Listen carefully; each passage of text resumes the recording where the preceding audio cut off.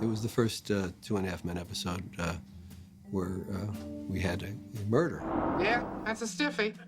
It began with my ill-fated comment to Carol Mendelsohn, who is the executive producer of CSI. She and I spoke up at a TV festival in Banff, Canada. I like to say that, Banff. There's 2 F's in it. It's terrific. I suggested to her that it had always been a dream of mine to write an autopsy scene. It would be fun for us to write a CSI, and maybe, you know, quid pro quo, you guys would write a 2.5 Men episode. She spoke at the festival, and they asked her, what do you got coming next year on CSI? The next thing he knew, Carol mentioned it to a reporter up there, and it was in the trades, and everybody's going, oh, wow, 2.5 Men, CSI are going to switch writing staffs. So afterwards, what have you done? You know, Carol, hello? I don't know, I thought it would be a funny thing to say.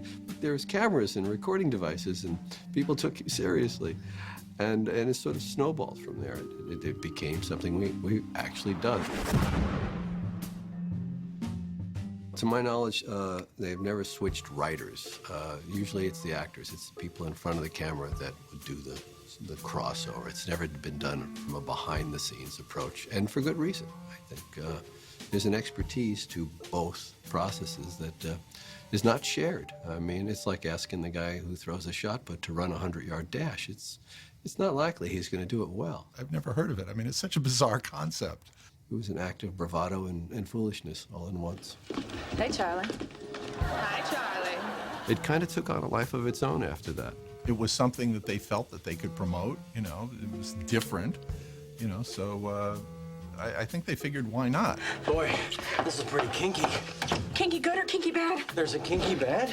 I know Charlie and John were, you know, I think prudently cautious. And from what I've heard about Billy Peterson and Marg, that they were, really? No one went, oh, what a terrific idea. No one was dumb enough to go, hey, that's aces. Everybody went, well, let's wait and see till we delivered the scripts. And then the scripts, you know, spoke for themselves. The scripts, both scripts, because we helped them and they helped us. Both scripts were not only producible, but, you know, hopefully worth watching. Helen, I have to talk to you. Go away. I've got a shot here. No, you don't. First, we were thinking that in order to make it a 2.5 Men, it really can't be a death or a murder, because that's not really part of our show. And we were trying to think of other mysteries that could come up in the household that would require forensic evidence to solve. You know, yeah. But then we started thinking, if we were going to kill somebody, who would we kill? Oh, no. But we had this built-in saga that we'd been doing regarding Robert Wagner and Jenny McCarthy, father and daughter, and Charlie being hot for daughter, and Robert Wagner being engaged to Charlie and Alan's mother, and we reverse engineered that and said, what if they're not what we think they are? What if they're con artists? What if there's a scam? What if they're grifters? And then we understood who had to die. Well? This might be a mood breaker. And we had him die, and everybody was a suspect. Particularly Holland Taylor's character. I love that man, and he loved me. In fact, he loved me so much, he didn't even ask for a prenup. And believe me, he's got money, big money. Well, we don't have to look very hard to find a motive for you, do we? Ooh. The heart and soul of that episode is the interrogations. He was so good to my mom. It's a shame she has to bury another husband. Another husband? That was fun. That was the most fun to do because, you know, by isolating each character in a room with a cop asking tough questions, we got to do a little, you know, meet and greet with each one of our principal characters. Were you in your uncle's room at any time today? No, I never go in my uncle's room. Why not? Because all the skin mags are in my dad's room. And see how they were responding to the situation, a dead body. So, Mr. Harper. Call me Charlie. And you are? Interested in how you found the body. The other thing in the interrogation that was really heartwarming for me was Charlie said something we've all been thinking about since the dawn of CSI. He looked at the cop's ample bosom and said, You know, I'm finding that tank top awfully distracting. Is that police issue? So we had a little fun with that. With 2.5 Men, the CSI writers came over here and we talked about the story and helped shape it into something that would work for 2.5 Men.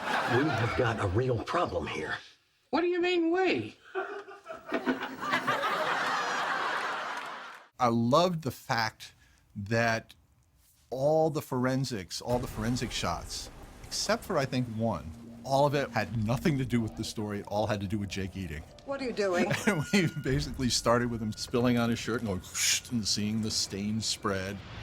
Nothing. And following something down his throat and into the last shot, Uh-oh. What's the matter? following a pocket of gas through his lower intestine.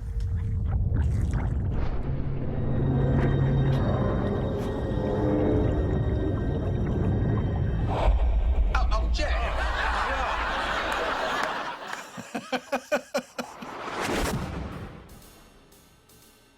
I guess everybody was anxious to do it, and we had an idea that we wanted to do that was close to Chuck's and my heart in terms of what we wanted to do on a CSI episode. Well, I'd been wanting to write this as a feature film for a long time, and that was the murder of a sitcom diva. I don't know where that idea would have come to me from.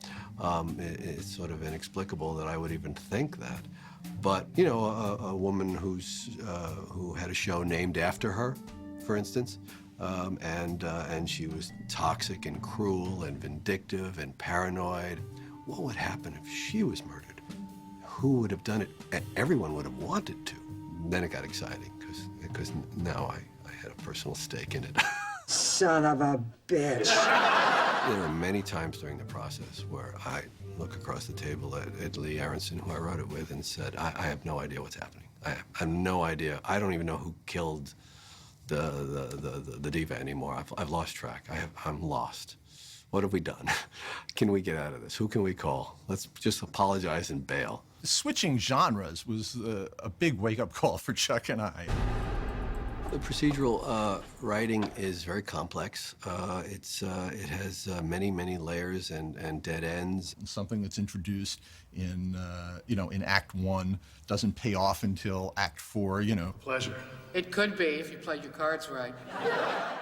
They were very kind when they read our first draft, which I was very grateful for. They got what we were trying to do. They immediately pointed out that it was entirely too simple. On both episodes, basically, we here were more responsible for the comedy, and on both episodes, the CSI writers were more responsible for the forensics and plot twists. We helped each other very much. They helped us. We helped them. The quiet agreement was neither writing staff would let the other staff fail. We were going to protect our shows at all costs. That the craziness of the idea would not get in the way of producing shows that would, would not come back to haunt us. Oh God, please run this up against the Super Bowl so no one sees it. No, something that we can be proud of. Ooh, this is awkward. There's a reason the show's a massive success. They know exactly what they're doing.